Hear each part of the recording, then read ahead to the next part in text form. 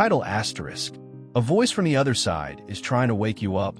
Listen before it's too late. You felt it, didn't you? That strange, unshakable feeling that someone, maybe someone you loved who's no longer here, has been trying to reach you.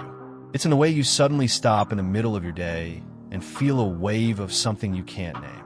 It's in the way a memory flashes into your mind at the most inconvenient time, interrupting your train of thought as if it refuses to be ignored.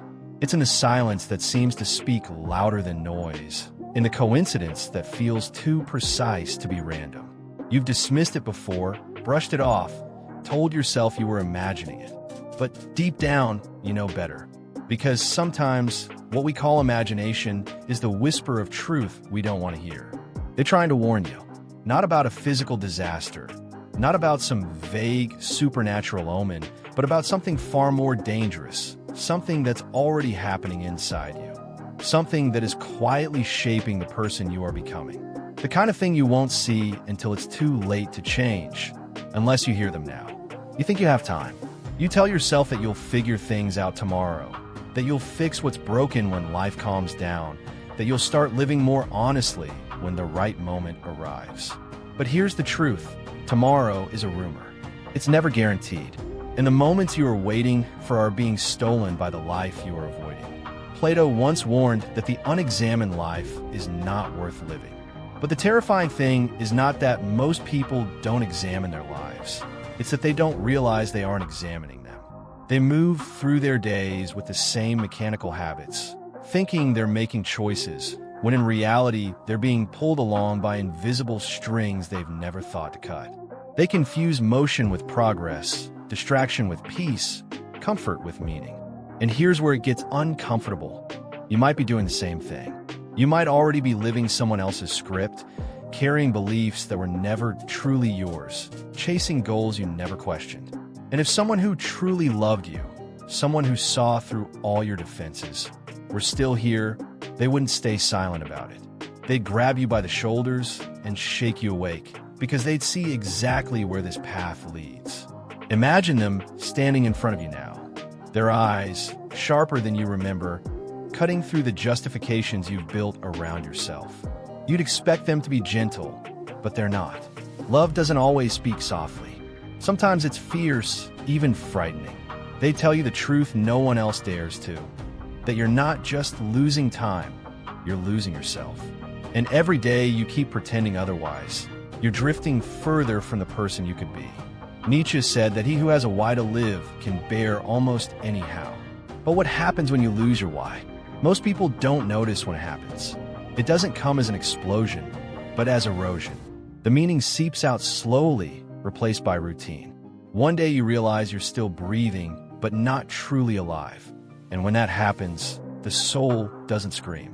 It whispers. But if you don't listen, the whisper fades, until all you have left is the hum of a life you never wanted, but now feel powerless to leave. You've heard people say, live in the moment. So many times it's become meaningless. But here's something they don't tell you. The present moment is the only place you can actually change anything. Not tomorrow, not next month, not when things get better. Right now is the only moment that can be saved. And if you wait for perfect conditions, you'll be waiting in a graveyard of unfinished intentions. Think of the stories you've heard about people on their deathbeds. They rarely regret what they failed to achieve. They regret what they failed to see. The love they didn't speak, the risks they didn't take, the apologies they never gave, the days they thought were ordinary, which in hindsight were extraordinary. And if someone you lost could step back into your life for just 5 minutes, they wouldn't waste a second telling you to chase the things that have no real weight. They'd tell you to be here, fully, now. There's a reason ancient Stoics like Marcus Aurelius would meditate on death every day. Not because they were obsessed with it, but because they understood that death is the only mirror that shows life without distortion. It strips away the illusion of endless tomorrows. It forces you to face the question most people run from. If you were to leave this world tonight, would you be proud of the way you live today? Or would you be haunted by the truth you never faced? The warning isn't something bad will happen. The warning is something bad is already happening. It's the slow disappearance of your courage, the quiet surrender of your dreams, the way you've started to accept less than what you know your soul was made for. It's the subtle but dangerous comfort of not asking yourself hard questions. Because if you stop asking them, you stop growing. And if you stop growing, you start dying long before your body does. You might be thinking, but I don't know where to start. That's the point. No one does. Growth isn't a staircase you can see from the bottom. It's a leap into uncertainty. Bonhoeffer, facing the unimaginable in Nazi Germany, said, "Action springs not from thought, but from a readiness for responsibility." Waiting until you have it all figured out is just fear wearing a mask of logic. The only way to move is to start, messy, unsure, afraid, but moving. And here's a truth you might not like. The person you lost, the one you wish could guide you now, is not going to appear in front of you and hand you a map. Their voice, if you hear it, will not give you exact instructions. It will remind you of something you already know but have been avoiding, that you already carry everything you need to take the first step. What you lack is not knowledge, but permission.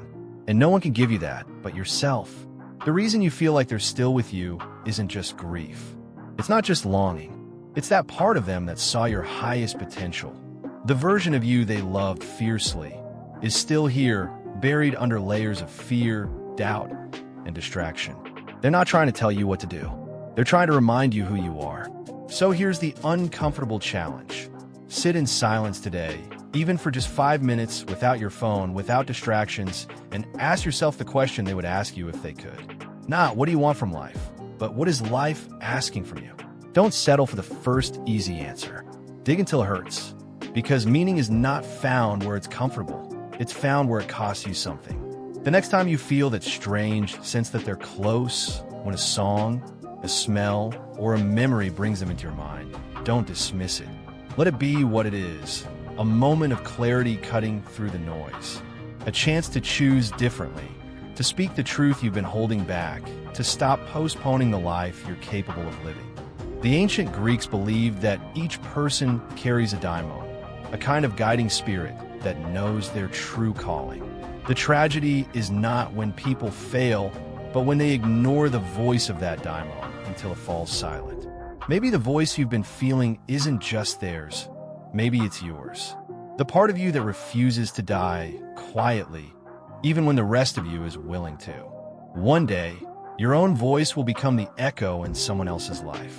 One day, you will be the one they think of when they feel lost, the one they imagine would tell them the truth they don't want to hear. What will that truth be?